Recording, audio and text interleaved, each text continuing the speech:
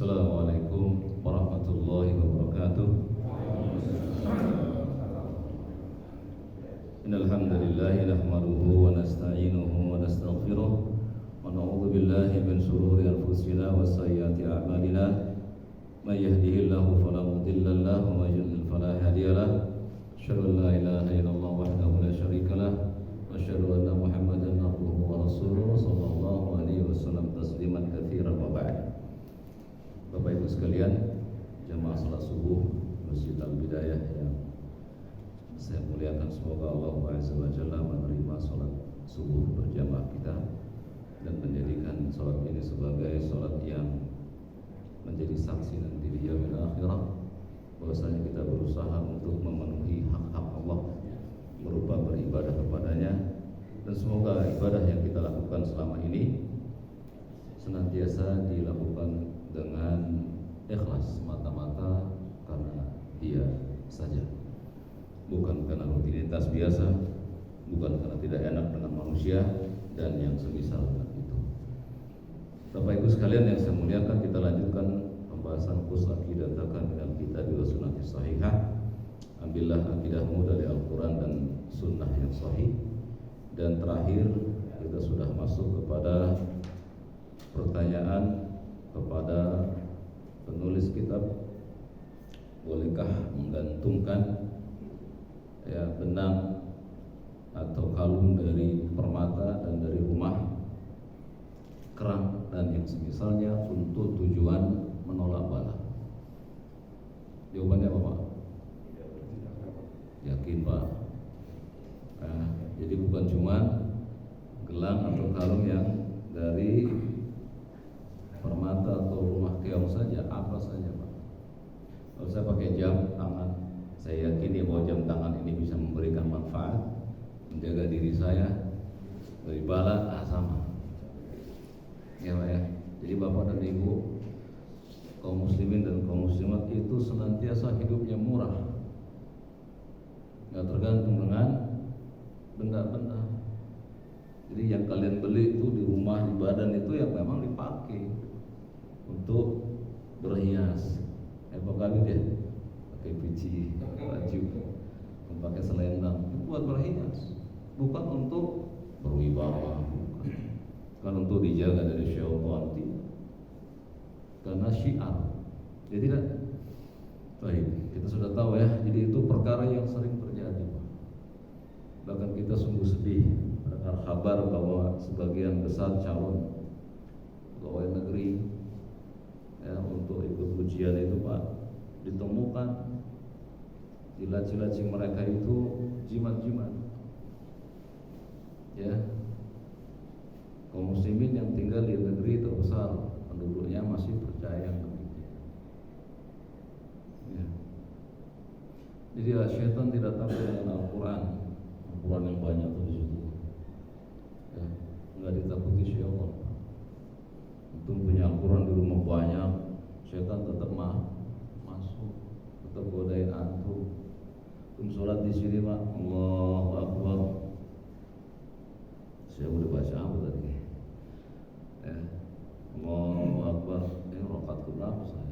Siapa yang ganggu itu kalau bukan syaitan? Padahal di masjid, Pak. Ya, jadi syaitan tidak takut dengan kitab suci Al-Quran. Yang dia takutkan iman pembacanya. Yang dia takutkan tauhid orang yang membaca Al-Quran. Ya.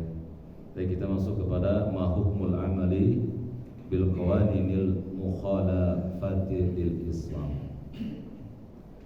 Pertanyaan berikutnya diajukan kepada penulis kitab, apa hukum mengamalkan undang-undang, aturan-aturan mukhalafati lil Islam yang menyelisih Islam? Jadi ada aturan, Pak, antum bikin aturan, tapi aturan itu bertentangan dengan Islam. Ya, apa hukumnya? Maka dijawab oleh penulis kitab, al-amalu bil qawaninil mukhalafati lil Islam kufrun. Beramal atau mengamalkan aturan aturan-aturan undang-undang yang menyelisihi Islam adalah kekafiran. Tapi ada syaratnya. Syaratnya Pak, idza ajazaha, jika diyakini kebolehannya. Kemudian kata Syekh juga au ittaqada salahiyataha, atau diyakini benar.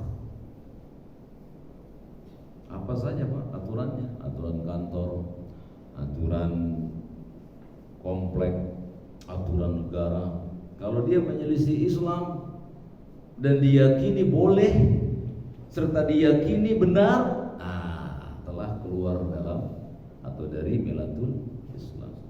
Waduh, Ustaz ngajarin kafir-kafir ini gitu. Jangan takut Bapak Ibu sekalian. Ya, yang diajarkan oleh kita, oleh Allah Jalla wa Ala adalah akidah sahihah. Ya. Pak siapa ya? Pak Wawan ada? Pak Wawan nggak ada. Pak Wawan nggak ada. Pak Nur Hamid ada kan? Pak Nur Hamid, Pak Rajab, Pak Abid, Pak Roni, Pak Harto, apalagi. Kita tahu semua kita Muslim, betul tidak? Nggak ada yang boleh meragukan Pak, kalau antum Muslim nggak boleh. Bahkan diri antum nggak boleh meragukan keislaman antum, tidak boleh. Barang siapa yang ragu tentang Islam, dia kufur Pak, nggak boleh. Jadi meragukan tentang Islam, kekafiran, nggak boleh. Tidak boleh ada seorang Muslim pun yang ragu tentang Islam, nggak boleh. Karena masuk dalam nawaqidul Islam, meragukan tentang Al-Quran, tentang As-Sunnah, tentang Al-Islam, dikafirkan oleh Islam. Jadi tidak boleh orang Islam itu ragu dengan saya Islam ini benar apa enggak? Nggak boleh Pak. Ya, karena Allah yang mengatakan ala lillahi dinul khalis. Ketahuilah wahai manusia, milik Allah agama yang khalis ini. Agama yang khalis apa? Islam. Bapak Allah mengatakan inna dinna indallahil, sesungguhnya agama yang ada di sisi Allah hanya Islam. Dan Allah yang menurunkan Islam. Dalam surat Al-Maidah Allah Azza wa Jalla berfirman, "Al-yauma akmaltu lakum dinakum wa atmamtu 'alaikum ni'mati wa raditu lakum al-Islam dinan."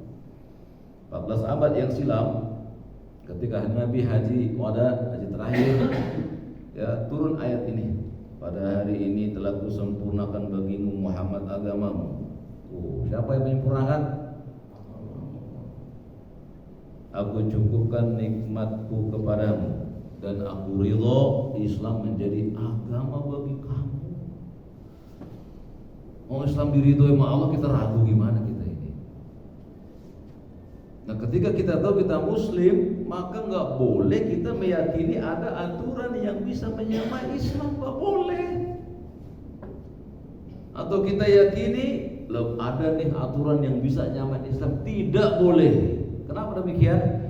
Berarti kita telah meyakini ada agama selain Islam yang Allah turunkan. Sementara Allah Azza wa Jalla berfirman, inna dinna indallah al-Islam. Bapak dan Ibu tahu tidak bahwa tidak ada agama di muka bumi ini yang bukan Islam, nggak ada. Nah, baru tahu sekarang. Tidak ada agama Yahudi, Nasrani, Hindu, Buddha, Konghucu di muka bumi, tidak ada. Yang ada cuma Islam yang Allah turunkan. Lalu kenapa ada agama-agama itu? Orang Islam menyimpang dari Islam, bikin agama baru. Yahudi itu Bani apa sih? Israel. Bani Israel apa agamanya? Muslim. Siapa nabinya? Isa, Musa. Itu nabi-nabi Bani Israel. Apakah Allah menurunkan Nabi Musa dengan agama yang lain? Tidak. Seluruh nabi beragama.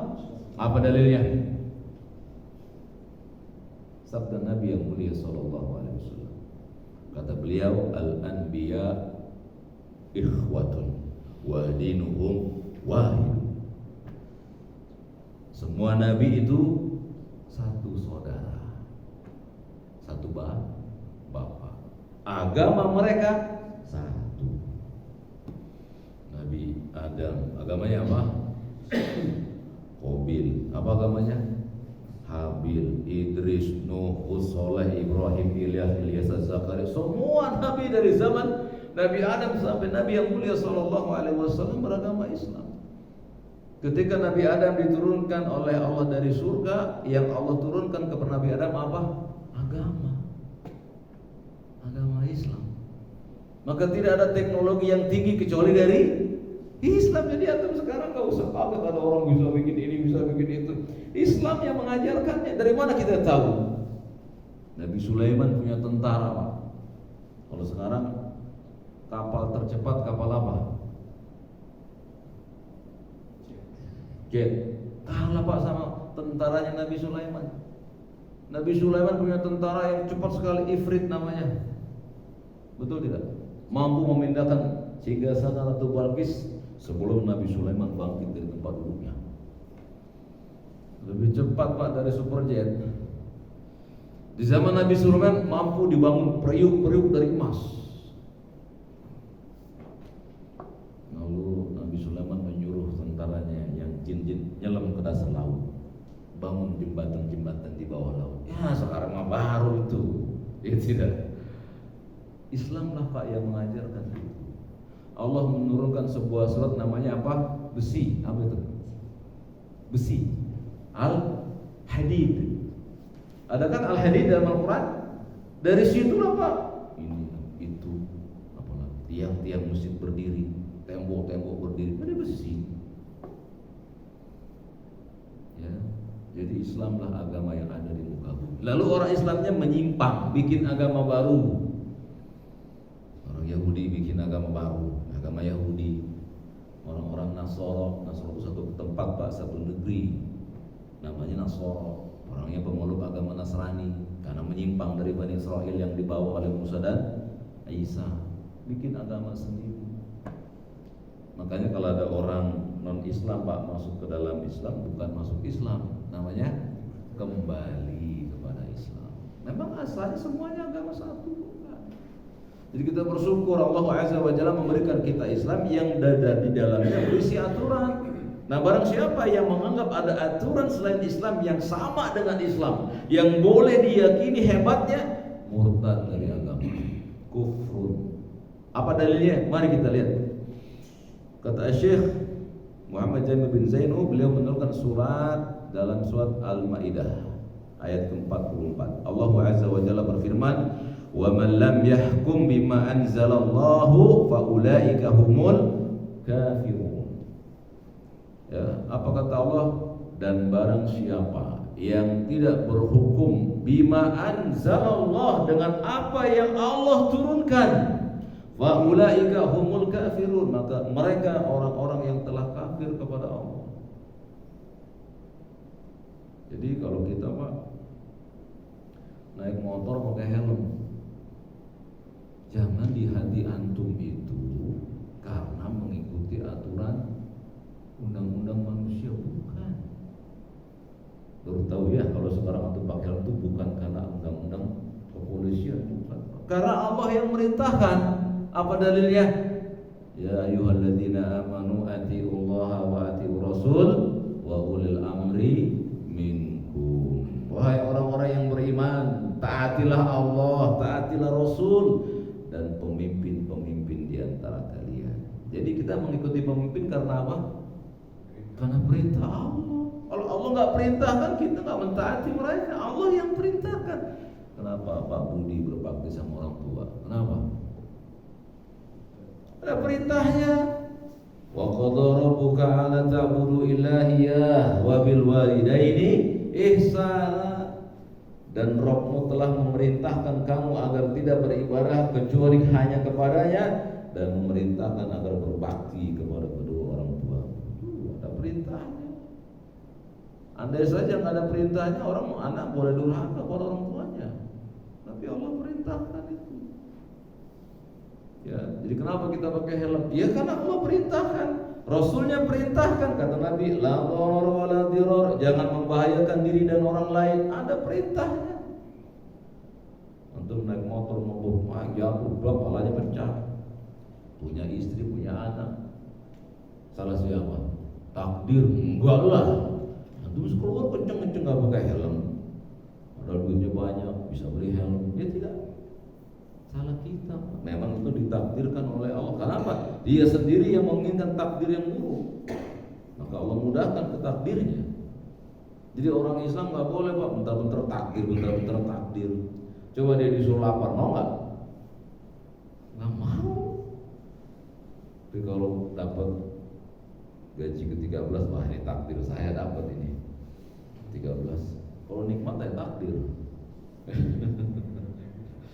Ya. Jadi tidak boleh Pak meyakini ada aturan selain Islam yang sama dengan Islam. Tidak boleh meyakini bolehnya aturan tersebut dipakai karena menyampingkan al-Islam. Tak boleh. Apa saja aturannya, mau undang-undang 45, mau undang-undang kantor. Misalnya di kantor Pak, setiap hari Senin harus buka aurat.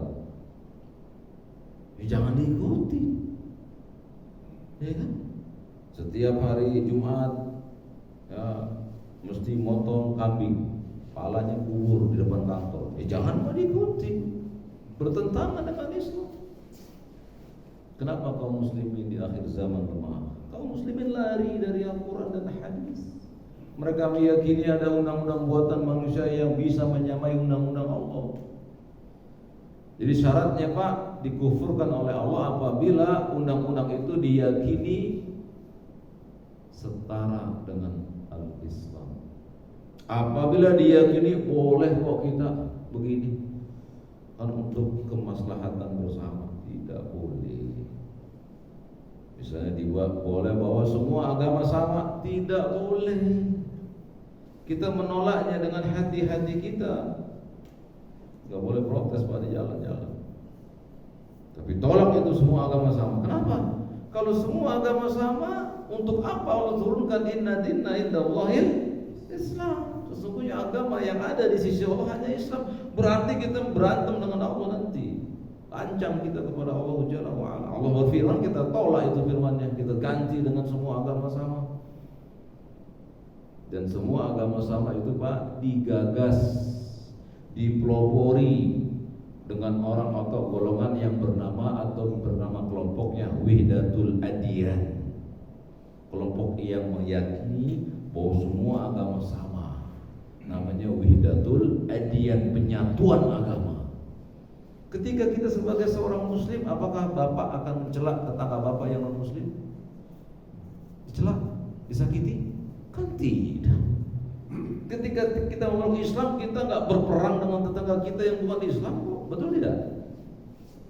Kenapa mesti disatukan agama masing-masing? Kalian beribadah dengan agama kalian. Bukankah turun kepada Nabi yang mulia Sallallahu Alaihi Wasallam, lakum dinukum?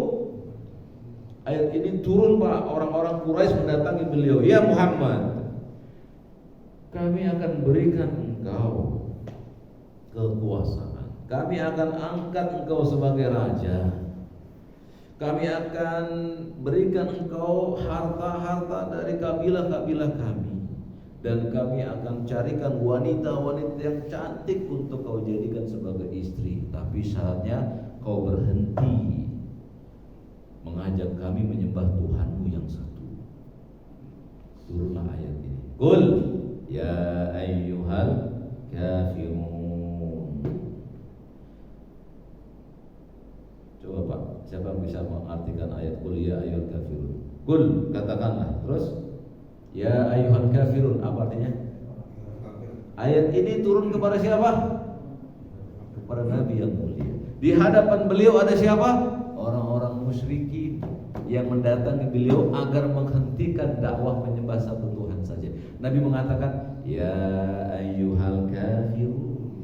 Nabi sebut mereka orang muslim atau orang kafir? Kafir. Kenapa mereka dikafirkan oleh Allah dengan turunnya ayat itu? Karena mereka menjadikan selain Allah Tuhan. Allah memiliki nama Al-Aziz, Dia bikin nama Al-Uzza. Allah memiliki nama Al-Ilah, Dia bikin Al-Latta. Jadi Dia gak suka dengan Tuhan yang di langit, Dia bikin juga Tuhan yang di bumi. Dia bikin aturan sendiri. Kalau ke atas kejauhan Allahnya, saya bikin aja dekat lah. Allah, Al-Aziz di atas, Al-Uzza di bawah. Mereka bikin dengan tangan-tangan mereka. Mereka sembah. Sahih. Mereka bikin aturan sendiri. Kata Nabi, sesungguhnya perbuatan ini disebut dengan asyirk, kesyirikan. Apa itu? Antaj'ala lillahi an-nida wa huwa khalaqaka. Kata Nabi, engkau jadikan bagi Allah tandingan padahal Dia Allah yang menciptakanmu. Jadi orang-orang musyrikin tahu yang menciptakan diri mereka, Allah mereka tahu. Tapi mereka enggak ridho Allah disembah. Mereka ridho ada yang disembah juga selain Allah. Maka disebut dengan musyrik, orang yang menduakan Allah. Jadi orang yang menduakan Allah, yang menduakan aturan Allah, masuk dalamnya kepadanya kesyirikan. Pada ayat ini, wa man lam yahkum bima anzalallahu fa ulaika hum kafirun. Barang siapa yang tidak berhukum dengan apa yang Allah turunkan, maka dia kafir. Jadi Bang Rian, Pak Darmawan dan lain-lain dari jamaah sekalian, kalian sekarang mengamalkan apa yang menurut kalian itu undang-undang, kalian ganti niat kalian. Saya amalkan itu karena nggak bertentangan dengan Islam. Begitu Pak. Bukan apa-apa harus undang-undang itu. Antum ada masalah nih Pak berdua, jangan ke polisi dulu, cari di Islam itu gimana. Oh ternyata kalau orang muslim berselisih didamaikan dulu. Nah damai gitu. Jadi bentar-bentar jangan aturan manusia, aturan Allah yang antum dahulukan. Antum kehilangan tas dompet, jangan panik Pak.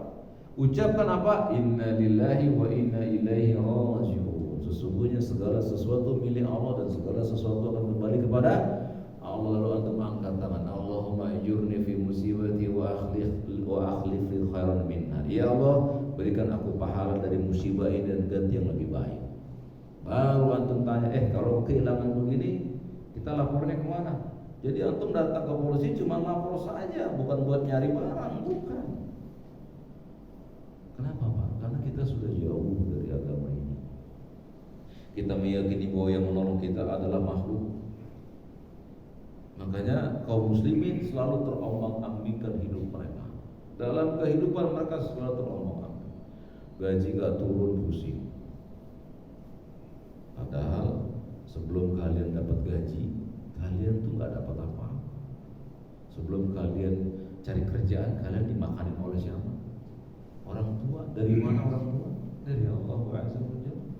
Kalau kalian semua dan saya gak bekerja Pak di muka bumi, hidup atau tidak? Bang Khalid, masa sih antum gak kerja nih, di rumah aja, antum bisa makan tidak? Bisa makan, bisa. Nggak antum bilang sama orang lain, saya pengen makan, cari makanan. Dari mana itu makanan dan minuman? Cuman kita nggak pernah merasakan begitu. Lalu kenapa kita mesti kerja? Allah yang perintahkan juga. Kata Allah Azza wa Jalla, "I'malu ya'alu Daud syukran." Bekerjalah wahai keluarga Daud supaya kamu bersyukur. Jadi kamu, saya, para nabi bekerja supaya bersyukur, bukan supaya dapat duit. Antum bekerja bisa makan. Dan banyak penelitian pada akhir sekarang, zaman sekarang. Ada orang yang duduk di rumah saya nggak mati, Pak. Nggak mati. Kalau antum baca, kematian yang tertinggi di Indonesia dan di dunia bukan kelaparan, tapi dibunuh dia, pembunuhan, atau dia meminum minuman yang memabukkan, atau dia melakukan narkobaisme. Yang kelaparan kecil. Jadi Allah nggak pernah mematikan hamba-hambanya, nggak pernah. Tapi hambanya yang bunuh diri. Ya kalau antum nggak kerja, antum tetap bisa makan. Ya saja itu. Karena Allah sudah menetapkan rezeki kita 50.000 tahun sebelum Allah ciptakan langit dan bumi. Bahkan sudah ditiupkan di setiap tubuh ibu kita waktu kita berada di kandungannya 120 hari ditiupkan rezekinya. Gak akan tertukar. Penyanyi Pak Sugino gak tertukar, Pak Raja gak tertukar. Walaupun Pak Raja banting tulang, Pak Sugino santai aja di rumah. Pak Raja mau banting tulang, tulangnya dibanting-banting, tetap rezekinya gak tertukar, gak berubah. Cuman kita mikir, wah kalau saya gak kerja keras mana bisa dapat duit. Bukan begitu, Pak. Aturan Allah itu setiap orang sudah menanggung rezekinya dengan tingkat rezeki yang sama atau beda? Berbeda-beda, Pak. Jadi ada orang sukses, Pak, bukan karena pekerjaannya banting tulang, bukan. Allah tetapkan dia sebagai orang yang sukses. Apakah dia beriman atau durhaka, tetap dia sukses. Walaupun dia nggak bekerja, tetap sukses. Orang Allah telah melapangkan rezekinya di Lauhul Mahfuz. Jadi antum kerja banting tulang ngoyo, tetap segitu-gitu aja, nggak bakal jadi konglomerat. Ya ada orang yang kerjanya dagang kacang jadi konglomerat, betul nggak? Memang Allah takdirkan di Lauhul Mahfuz dia jadi orang yang sukses dunianya. Tapi ukuran kecintaan Allah bukan dunia. Ini aturan Allah nih, Pak. Barang siapa yang menolak aturan Allah bisa dikafirkan oleh Allah Jalla wa'ala. Baik aturan yang bersifat hisiah, ya, yang berada di hati, atau yang nampak undang-undang itu jadi sedih. Oh, saya mesti datang gini, setiap pagi saya mesti begini dan lain-lain. Jadi aturan mana saja yang dibikin oleh manusia tidak boleh kita yakini bisa menyamai aturan Islam. Jadi Bapak Pono, Pak Sugino, dan siapa saja yang ada di sini, kalian melaksanakan suatu amalan yang itu merupakan undang-undang karena ganti niatnya, bukan karena membenarkan undang-undang tersebut, karena undang itu tidak bertentangan dengan Islam. Barulah kalian menjadi Muslim dari perundang-undangan. Jadi dalam Islam diatur, Pak, hukum-hukum itu. Kalau ada orang yang mencuri dalam Islam diapain, Pak? Cuma nyuri sendal, Pak. Enggak dipotong dalam Islam, Pak. Yang menyuri, yang orang yang mencuri dan dipotong tangannya itu setelah tegak hujah di pengadilan. Dan itu harus sekitar 3 dirham atau 3 dinar, sekitar 120.000 atau 200.000. Kalau itu ngambil sendal yang 10.000 enggak dipotong. Cuman hukum ini dianggap oleh orang-orang Barat hukum yang sadis, bentar-bentar potong tangan, pancung. Coba lihat tuh, Pak, di Saudi Arabia, tanya sama mereka, kenapa kamu dipotong? Saya mencuri 1 brankas, saya curi. Kalau antum tawaf haji, itu ada orang yang suka dorong-dorong kursi roda, itu dibayar, itu tangannya putus satu karena mencuri dulu. Setelah itu orang Arab tahu kas nyolong gitu. Maslahat, jadi malu antum. Kalau sekarang Pak pencuri sekarang masuk penjara, keluar nyolong lagi, masuk penjara, keluar curi lagi, dengan tingkat pencurian yang lebih besar. Karena nggak ada malunya. Islam tegak di situ, apa? Ditutupin tangan. Jadi orang baik. Alhamdulillah. Lihat hukum Islam. Ya, begitu, Pak. Dalam Islam, Pak, orang yang sudah menikah, dia berzina, dikubur, dilemparin batu. Namanya apa? Rajam. Dalam Islam begitu, Pak. Oh, sadis itu kata orang-orang Barat. Di negeri mereka, Pak, setiap detik seorang perempuan diperkosa oleh laki-laki yang sudah menikah. Bayangkan, setiap detik. Antum bacalah jurnalnya itu. Mudah dilihat di Google. Setiap detik perempuan itu selalu ketakutan di negeri-negeri Barat. Antum ke Saudi Arabia, Pak, perempuan-perempuannya jarang antum lihat di jalan-jalan. Kemana nih perempuan Saudi? Aman mereka dijagain sama suaminya. Mana nih, ikut nih. Aku yang jaga kamu di jalan-jalan. Islam menetapkan hukum seperti itu. Ya, jadi barang siapa yang mengatakan bahwa ada aturan selain Islam yang sama dengan Islam, bahkan lebih baik dari Islam, dia telah menerjang nawaqidul Islam, telah menerjang pembatal keislaman berdasarkan firman Allah dalam surat Al-Maidah ayat 44. Kemudian dalil dari as-sunnah apa? Wa qala sallallahu alaihi wasallam, bersabda Nabi yang mulia sallallahu alaihi wasallam, "Wa ma lam tahkum a'immatuhum bi kitabillah." Lihat, Pak. Ini, Pak, terjadi di setiap negara-negara yang tidak mengambil hukum Allah sebagai hukum.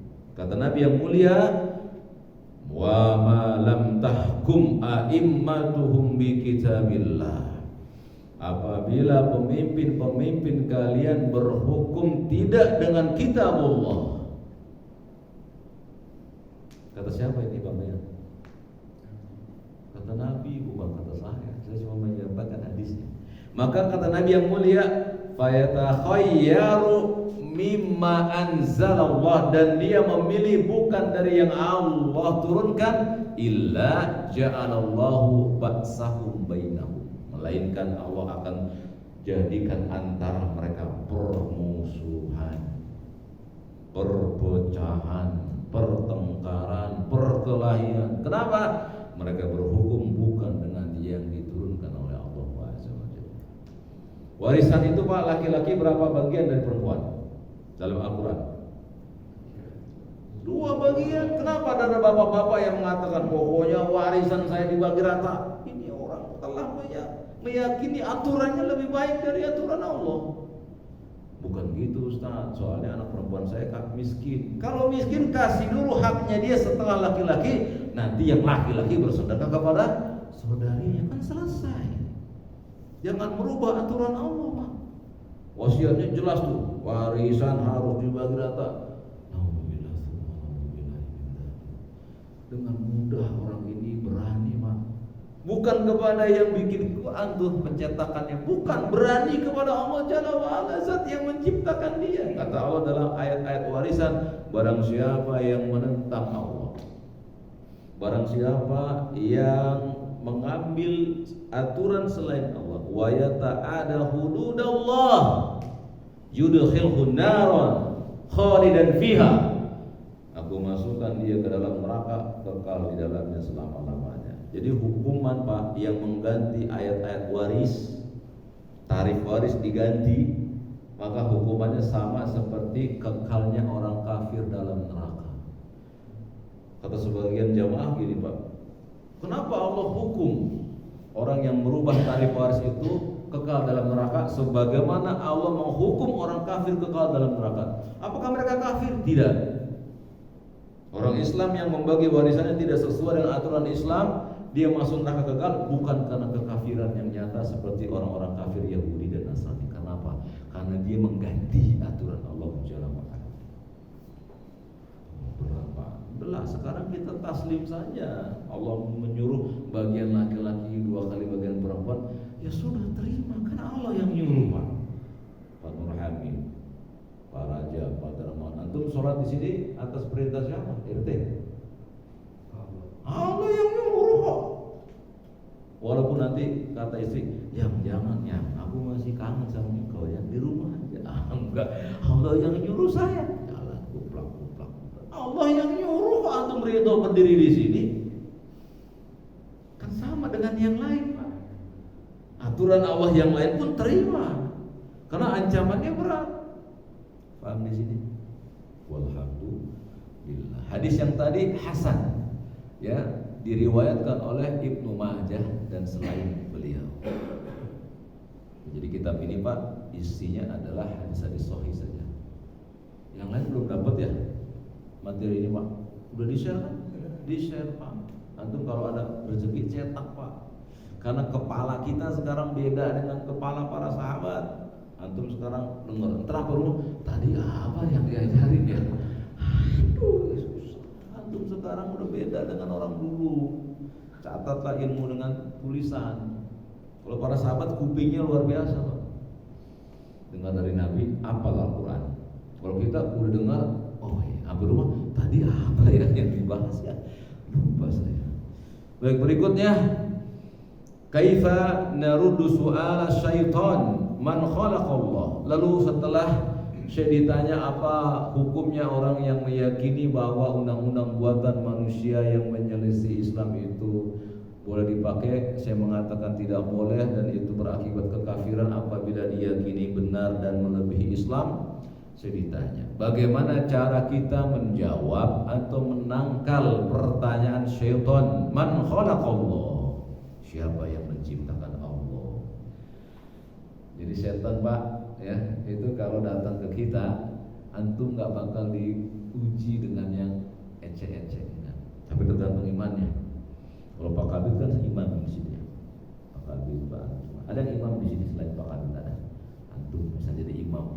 Jadi seorang imam digoda sama setannya bukan setan ece-ece, lagi paham. Yang goda dia bukan setan ece-ece. Tapi kalau anak-anak muda mah yang malas-malas, yang goda setan yang ece-ece. Kalau dia ahli ibadah Pak, yang godanya setan juga yang tingkatannya S3. Setan. S3 kan setan. S3 setannya. Kenapa dia? Kata dia, man khalaqallah, siapa yang menciptakan Allah. Hati-hati itu Pak. Dan setan ada dua, karena setan itu Pak artinya adalah sifat yang jelek yang melekat pada dua makhluk Allah, yaitu manusia dan jin. Jadi ada setan kepala hitam, namanya manusia. Kalau setan genderuwo, pocong, kuntilanak, tuyul itu setan dari kalangan jin. Nah itu mah kita pasti takut juga, ya kan? Tapi pasti nggak begitu mengganggu Pak. Paling bacain ayat kursi udah. Kalau setan yang kepala hitam ini yang bahaya. Berarti setan jin masuk ke dalam setan yang kepala hitam. Bilang teman ente, tanya deh sama teman ente. Pak Kabit, siapa yang nyetain Allah? Pak Kabit garuk-garuk kepala juga. Siapa ya? Ini tidak. Ini cara setan mengganggu kita begitu Pak. Kemudian saya menjawab, idza waswasa syaitan li ahadikum hadza su'al, kalau ada setan yang membisikkan kepada kalian pertanyaan ini, falyasta'id billah, maka wajib bagi kalian berlindung kepada Allah. Bagaimana caranya atau apa dalilnya? Allah yang mengatakan wa imma yanzaghannaka minasyaiton nazgun, apabila syaitan mengganggu engkau dengan suatu gangguan, fasta'ibillah, mohonlah perlindungan kepada Allah. Innahu huwas samiul alim, sungguh Allah Maha mendengar dan Maha mengetahui. Ayat ini global Pak. Al-Quran ini global. Antum nggak bisa memahaminya. Gimana caranya nih kalau ada setan ke kepala saya bisikin, wahai Pak Budi, ya, sambil setan memuji dulu, wahai Pak Budi, engkau adalah hamba Allah yang soleh, kau berbakti sama orang tua. Nah, sekarang siapa yang menciptakan Allah? Kata Allah di sini, fasta'ibillah. Gimana caranya? Dijelaskan oleh hadis Nabi. Wa 'allamana ar-rasul, sebagaimana yang diajarkan Rasul, anna rudda kaida syaitan, tatkala beliau mengajarkan bagaimana mencegah atau menangkal dari tipu daya syaitan. Wa naqul, kami diajarkan mengucapkan amantu billahi wa rasuli, ya Allah aku beriman kepadamu dan Rasulmu. Kemudian membaca Allahu ahad, Allahu samad, lam yalid wa lam yulad wa lam yakul lahu kufuwan ahad. Ini yang pertama. Ingat, yang pertama apa tadi? Datang kepada Pak Darmawan. Pak Darmawan, siapa yang menciptakan pohon? Allah. Siapa yang menciptakan buah-buahan? Allah. Siapa yang menciptakan Allah? Bingung Pak Darmawan. Nah jawabnya ini. Kata Nabi, ucapkan amantu billah wa rasulih. Aku beriman kepada Allah dan Rasulnya. Boleh dalam bahasa Arab, boleh dalam bahasa Indonesia. Kemudian lanjutkan dengan Allahu ahad, Allahu samad, lam yalid wa lam yulad wa lam yakul lahu kufuwan ahad. Itu yang pertama. Yang kedua, kata Nabi yang mulia sallallahu alaihi wasallam, tsummal yadful an yasarihi thalathan, kemudian dia meludah ke kiri 3 kali. Enggak usah banyak ludahnya, enggak usah. Itu namanya ludah. Enggak usah dikumpulkan ludahnya, jangan. Terus sebelah kiri istrinya. Bahaya ya. Jadi orang tua dulu suka nyemburkan Pak ya. Nah itu nggak ada ludahnya. Ya kata Nabi, kemudian dia meludah ke kiri 3 kali. Kemudian wal yasta'id minasyaiton, kemudian dia berlindung kepada Allah. Kemudian wal yantah, dan dia berhenti. Jadi caranya Pak, amantu billahi wa rasulih, aku berlindung, aku beriman kepada Allah dan Rasulnya. Allahu ahad, Allahu samad, lam yalid wa lam yulad wa lam yakul lahu kufuwan ahad. Lalu dia meludah 3 kali ke kiri, lalu dia membaca a'udzu billahi minasyaitonir rajim. Maka kata Nabi yang mulia, fa in dzalika yadhhabu anhu, maka yang demikian mampu menjauhi setan dari dia. hadhihi khulasatul ahadithi sahihah al-waridah fil Bukhari wa Muslim wa Ahmad Abi Dawud, sebagaimana yang ada pada hadis-hadis Bukhari, Muslim, Ahmad dan Abu Dawud. Bisa Pak? Baik, apabila kalian datang kepada kalian bertanya, baik dalam lagi tidur, lagi mimpi, ya Pak ya, antum datang, wahai Pak Watiman, siapa yang menciptakan besi? Allah. Siapa yang menciptakan Nabi Muhammad? Allah. Siapa yang menciptakan Allah? Aku beriman kepada Allah dan Rasulnya. Allahu ahad, Allahu samad, lam yalid wa lam yulad wa lam yakul lahu kufuwan ahad. A'udzubillahi minasyaitonir. Pasti setannya lari. Bisa Pak? Kita ujian. Ya, Pak Darmawan coba.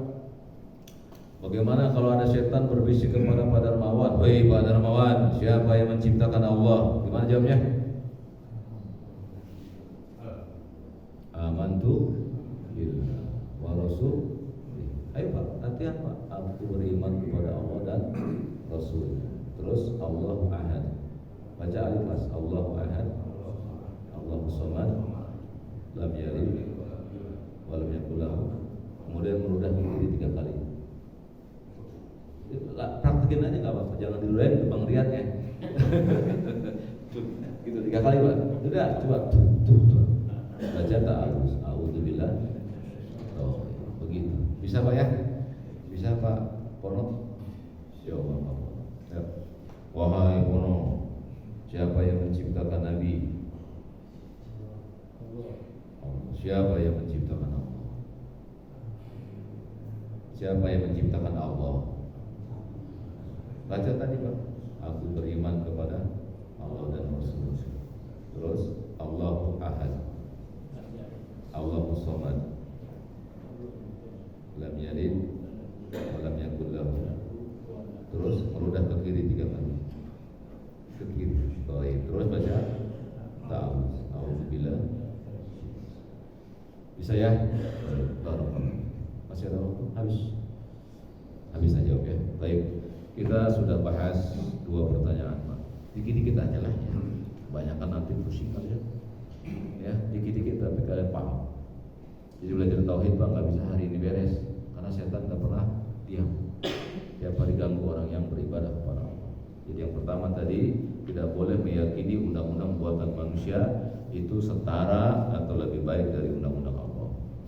Barang siapa yang meyakini undang-undang manusia, buatan manusia itu setara dengan undang-undang Allah atau lebih baik dari undang-undang Allah, maka dia dikafirkan oleh Allah Subhanahu wa taala berdasarkan surat Al-Maidah ayat 44. Berdasarkan sabda Nabi SAW tadi. Yang kedua, bagaimana menangkal godaan syaitan yang membisikkan kalimat siapa yang menciptakan Allah? Maka jawablah, amantu billahi wa rasulih, Allahu ahad, Allahu samad, lam yalid wa lam yulad wa lam yakul lahu kufuwan ahad. Meludah ke kiri 3 kali, kemudian membaca a'udzubillahi minasyaitonir rajim. Aqulu qouli hadza wa astaghfirullahal adzim li wa lakum wa lisairil muslimina min kulli dzambin fastaghfiruhu innahu huwal ghafurur rahim. Nah, silakan. Bagian-bagian bertanya. Silakan Pak Darmawan. Assalamualaikum warahmatullahi wabarakatuh. Waalaikumsalam warahmatullahi wabarakatuh. Jadi kalau mengatakan bahwa Islam itu sudah ada dari zaman Nabi Adam Pak ya? Ya, betul. Ya tadi kan. Terus yang saya ingin tanyakan, Ya. rukun Islam itu mulai di istilahnya diaktifkan atau diperbandakan atau di waktu zaman Nabi Muhammad atau memang dari zaman Nabi Adam itu sudah ada gitu rukun Islam. Bagus. Ya, jadi Islam yang Pak Darmawan amalkan hari ini dan bapak-bapak amalkan hari ini, Islam yang datang sama kepada bapak kita Adam alaihi salam. Lalu apa yang beda? Yang beda tidak dijelaskan dalam Islam. Namun Nabi SAW bersabda kepada Mu'adz, ya Mu'adz, sesungguhnya engkau akan mendatangi ahlul kitab, maka ajarkan kepada mereka asyhadu an la ilaha illallah wa anna muhammadar rasulullah. Setelah mereka tahu, ajarkan mereka sholat dan seterusnya. Ya, jadi Nabi SAW Pak juga menjelaskan kepada kita dunia Islam ala khamsin. Islam dibangun dengan 5 asas. Antasyhada alla ilaha illallah wa anna Muhammadar Rasulullah, asyhadatain. Jadi kalimat syahadatain masyhur, dikenal, diajarkan di zaman Nabi yang mulia sallallahu alaihi wasallam. Karena syahadat Muhammadnya wa asyhadu anna Muhammadar Rasulullah. Apakah di zaman Nabi Adam demikian? Ya tidak. Tapi zaman Nabi Adam mereka bersaksi asyhadu an la ilaha illallah wa anna Adam nabiyullah wa anna Adam Rasulullah. Tapi enggak ada keterangan itu dalam Al-Qur'an dan hadis. Maka jangan coba-coba cari-cari. Oh, jangan-jangan Nabi Adam sama kayak Nabi Muhammad. Enggak boleh. Karena agama Islam pasti, bukan kira-kira, enggak gitu. Namun kita mesti yakin bahwa semua agama, semua nabi-nabi mereka bersyahadat. Bagaimana syahadatnya? Nabi SAW nggak jelaskan kepada kita. Bahkan beliau menegur Umar bin Khattab ketika Umar memegang lembaran apa? Taurat. Ya Umar, lepaskan itu. Andai kata Musa masih hidup dan engkau mengikuti Musa, sungguh engkau akan sesat. Bukan Musa mengajarkan kesesatan, bukan, karena syariat Islam untuk Nabi Musa berbeda dengan syariat Islam yang dibawa oleh Nabi Muhammad SAW. Jadi setiap Nabi Islam dia mengamalkan syahadat yang Allah ajarkan kepada mereka. Namun itu tidak dimaksudkan oleh Allah ke dalam hadis-hadis sahih. Agar kita tidak bersusah payah Pak mencari-cari itu. Orang udah ada Nabi, udah ada Nabi Muhammad, ngapain kita pikir bagaimana dulu orang-orang sebelum Nabi Muhammad beribadah kepada Allah.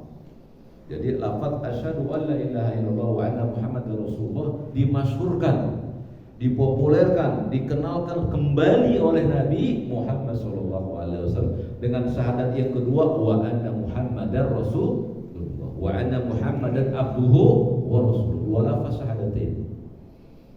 Ya, jadi syahadat yang asyhadu an la ilaha illallah wa anna Muhammadar Rasulullah wa tuqimus shalah, mendirikan sholat, wa tu'tiyaz zakah, membayar zakat, wa tasum Ramadan, kemudian haji jika mampu dan seterusnya, itu disebut rukun Islam. Tentu setelah Nabi ajarkan kepada para sahabat. Apakah ada pada zaman Nabi Adam? Saya nggak punya dalilnya, maaf. Ya, tapi kita wajib meyakini bahwa Allah pun mengajarkan syahadat kepada para nabinya untuk bersaksi bahwasanya mereka tidak menyembah kecuali Allah saja. Bukankah Nabi Isa tidak dimatikan oleh Allah Jalla wa'ala? Untuk apa Pak?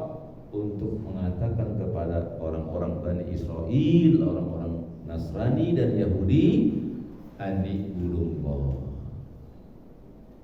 Rabbi wa Rabbukum. Kata Nabi Isa, sesungguhnya aku menyuruh mereka beribadah kepada Engkau wahai Allah, Rabbku dan Rabb kamu sekalian.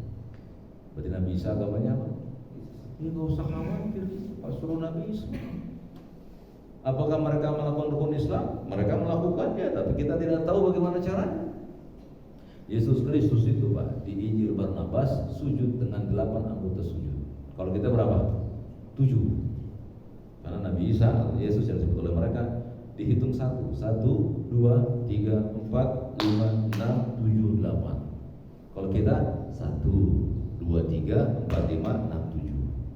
Sama-sama sujud, sama-sama sholat. Bagaimana sholatnya? Allah nggak ceritakan di Al-Quran, di hadis, tapi mereka sujud semuanya.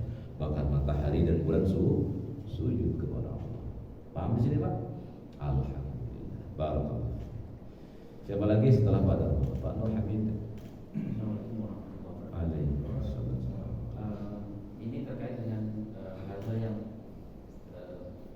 akhir-akhir ini cukup viral, yaitu pesantren. Ya. Nah, ruang lingkupnya lebih besar, artinya dalam artian seluruh pesantren. Nah, bagaimana cara kita dari awal memahami atau untuk mengetahui bahwa salah satu pesantren itu ajarannya menyimpang. Nah, itu apa yang harus kita lihat dari awal ketika kita melihat pesantren itu ajarannya sudah menyimpang atau cenderung untuk menyimpang dari ajaran Allah. Demikian. Assalamualaikum. Pak Rais kayaknya bisa jawab ya. Karena beliau mengangguk ya. Dan yang lain juga begitu Pak. Kalian pasti bisa menjawab. Yang pertama Pak, kalian wajib berdoa kepada Allah. Setiap hari kita berdoa. Ya, kita mohon kepada Allah perlindungan dari kesesatan. Ya, antum berdoa Allahumma yahdi, Allahumma yahdi, Allahumma yahdi.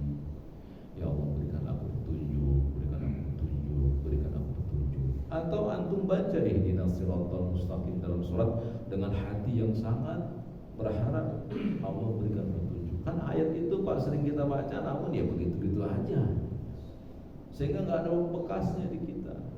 Bahkan ada orang yang baca Fatihah itu 7 menit dalam 23 rakaat, Fatihahnya bagaimana itu? Ya.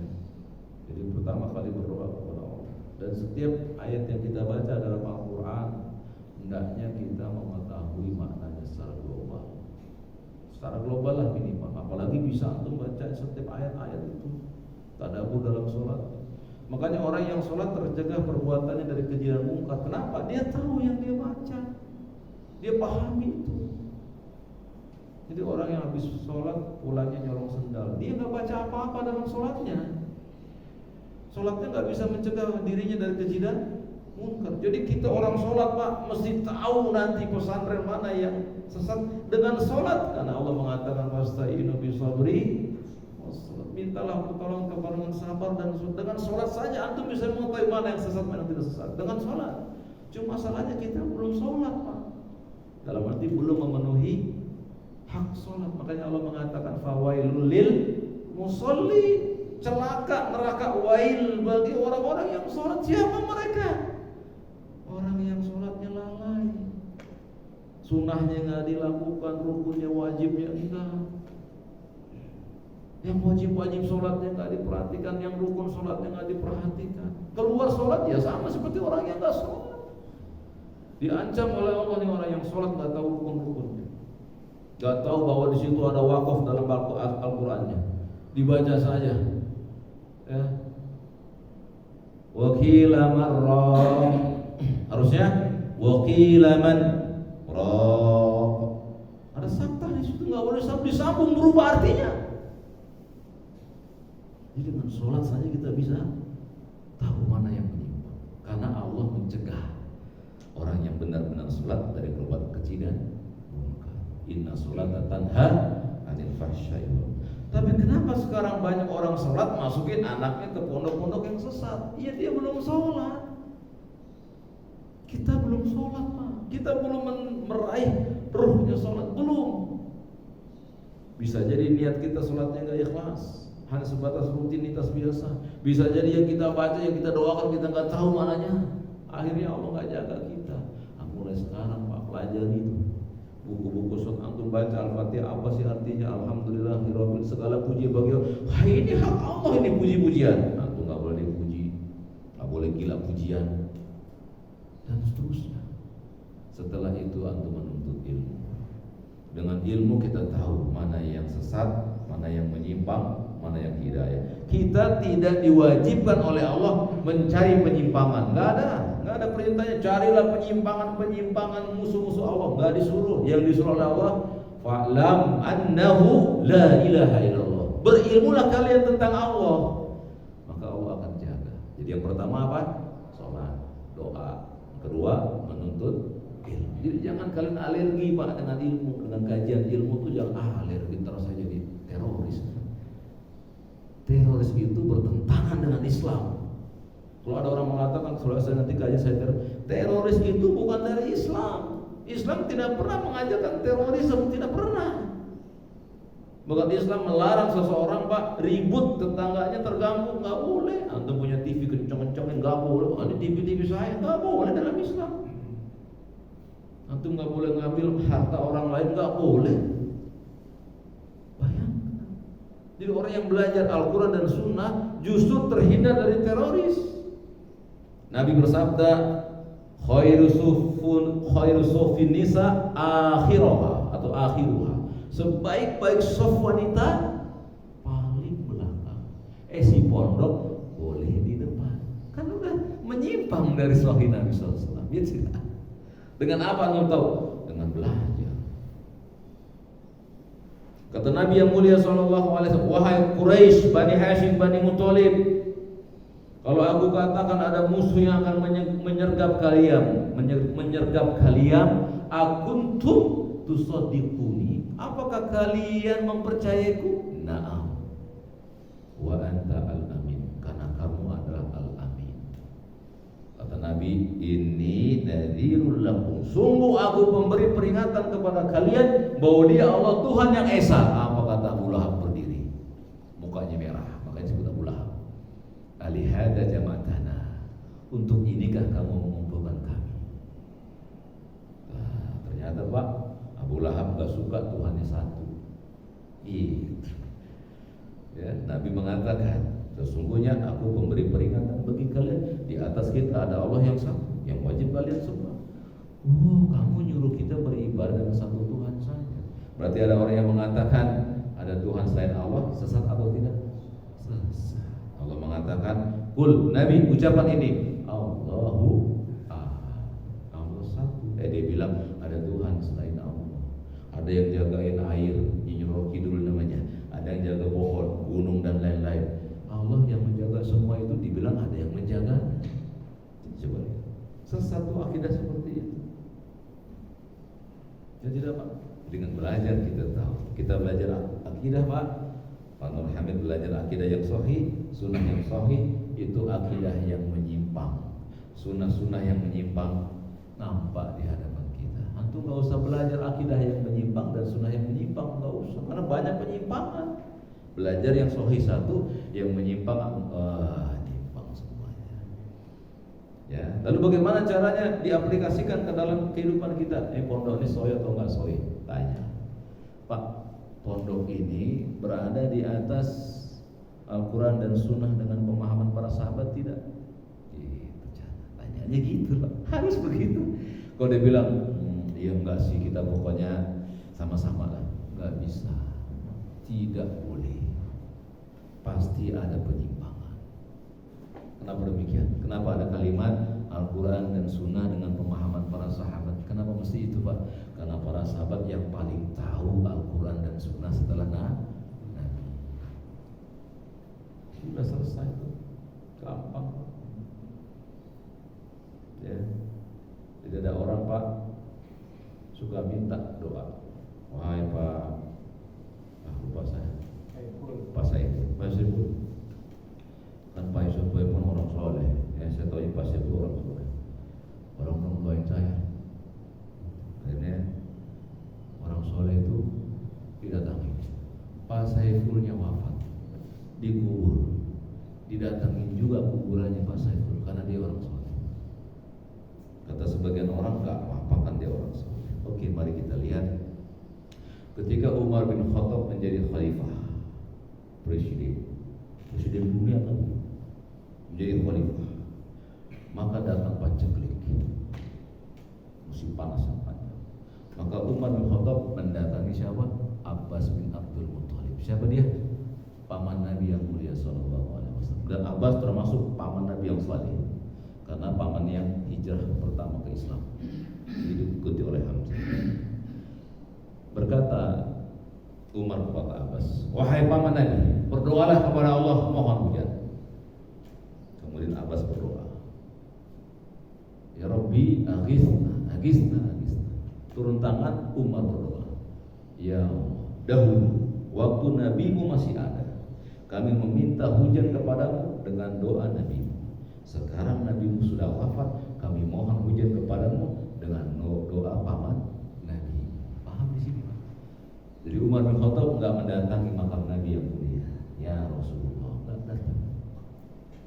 Jadi ukuran kebenaran itu di sisi mereka. Mereka yang paling tahu tentang Al-Quran dan hadis. Mereka yang paling tahu. Kita mengikuti. Kalau antum baca hadis Pak, haddatsana fulan, ujungnya Abu Hurairah, ujungnya Utsman, ujungnya dan seterusnya. Para sahabat ujungnya semua hadis, ujungnya para sahabat. Namun ada hadis dhaif, ternyata di antara perawinya ada perubahan. Nanti para ulama urusan itu. Ada hadis Pak yang nggak bisa dihitung Pak, nggak bisa diukur, mana ujungnya nggak ada. Itu hadisnya orang-orang Iran, sebagian dari mereka. Ada hadis yang nggak bisa diteliti, nggak bisa. Jadi dengan belajar kita tahu. Ini pondok pesantren di atas pemahaman para sahabat tidak ya? Maksudnya gimana Pak? Yang ngikutin sahabat Nabi dulu. Oh, enggak sih Pak. Maksudnya enggak gimana? Bukankah Islam datang kepada para sahabat yang pertama? Dan mereka orang-orang yang telah Allah izinkan masuk surga. Kata Allah dalam surat Taubah, "Sabiqunal awwaluna minal muhajirin wal ansar." Siapa mereka? Walladzina tabauhum bi ihsanin radhiyallahu anhum wa wa'ada lahum jannatin tajri tahtaha khalidina fiha abada. Zalikal fawzul adzim. Orang yang pertama kali masuk Islam dari muhajirin dan ansar, para sahabat Nabi, Allah meridhoi mereka. Bagi mereka surga yang mengalir sungai-sungai di dalamnya, demikian kemenangan yang besar. Jadi Allah mengatakan kemenangan yang besar apabila orang masuk surga. Dan orang yang masuk surga saat mereka masih hidup siapa? Orang yang sudah dijamin surga sementara masih hidup siapa? Dengan ayat itu sahabat Nabi. Ayat itu kan turun saat Nabi masih hidup. Al-Quran turun semuanya ketika Nabi masih di antara surat At-Taubah tadi ayat 100. Ayat itu turun kepada Nabi mengabarkan sahabat kalian masuk surga, padahal jasad mereka masih hidup. Jasadnya masih hidup tapi dijamin oleh Allah surga. Kenapa? Hati mereka bagus dengan Islam mereka. Mereka ittiba'ur Rasul. Ketika Umar bin Khattab mengelilingi Ka'bah Baitullah, mendekati Hajar al-Aswad, beliau berkata, "Ini a'lamu annaka hajarun." Sungguh aku tahu engkau sebuah batu, la tadurru wa la tanfa'u, enggak memberikan bahaya, enggak memberikan manfaat. Walaula anni ra'aitu Nabi sallallahu alaihi wasallam istalamak mastalamtuka. Kalau saja aku melihat Nabi enggak menciummu, aku enggak cium kamu. Lihat para sahabat beribadah dengan cara mengikuti Nabi yang mulia sallallahu alaihi wasallam. Jadi tanya pondok-pondok itu, berani enggak mereka mengatakan, "Iya, saya di atas pemahaman para sahabat." Oke. Kalau itu paling tidak 51% aman. Ya sisanya nanti monitor Pak. Maka kita sebagai kepala rumah tangga nggak bisa Pak, anak sekolah beres, anak pesantren beres. Bukan itu. Keluaran dari Al-Zaitun itu ada di 17 titik Pak di Depok. Salah satunya dekat lapangan belakang Hermina. Itu tokohnya. Itu tokohnya Pak. Generasi pertama Al-Zaitun dekat gereja sinagog. Tinggalnya di situ. Bersama-sama dengan gereja tersebut mengadakan acara-acara keislaman. Itu salah satunya. Itu nggak bisa juga karena anak masuk pesantren santai. Teliti tanya, "Nah, kamu belajar apa?" "Akidah Pak." "Coba gimana?" "Sesungguhnya Allah di atas langit." "Ditolak Pak, yang benar Allah di mana-mana." "Ah, nggak beres nah. Allah di atas langit, ilmunya iya di mana-mana, bisa mengetahui hati hamba. Tapi Allahnya zatnya di atas langit." Kata siapa Pak? Allah yang mengatakan Ar-Rahmanu 'alal 'arsy istawa. Allah bersemayam di atas arsy. Kemudian Allah mengatakan, "Amintum man fis samai ayyasifa bikumul ard." Apakah kamu tidak merasa takut kepada zat yang ada di langit yang bisa menjungkir balikan kamu ke dalam bumi? Di langit. Kalau antum berdoa, "Ya Allah," antum ngomong, "Ya saya mah tergantung yang di atas." Apa maksudnya itu? Allah di langit. Kalau dia mengatakan, "Ya Allah ada di mana-mana," boleh Pak, maaf ya saya tarik anak saya. Cari di rumah aja dah, saya ngajarin dah. Lalu Ustaz aja ke rumah. Gitu Pak. Bisa? Demikian. Wallahu ta'ala. Habis. Baik, kita tutup pertemuan kita pada hari ini dengan dua persoalan yang ditanyakan oleh Pak Hamid dan Pak Dharma. Semoga dua pertanyaan ini mewakili yang lain dan semoga Allah membekali kita dengan akidah yang sehat, yang sahih, dan semoga Allah wafatkan kita di atas akidah yang sahih. Amin ya rabbal alamin. Subhanaka Allahumma wa bihamdika asyhadu an la ilaha illa anta astaghfiruka wa atubu ilaik. Wassalamualaikum warahmatullahi wabarakatuh.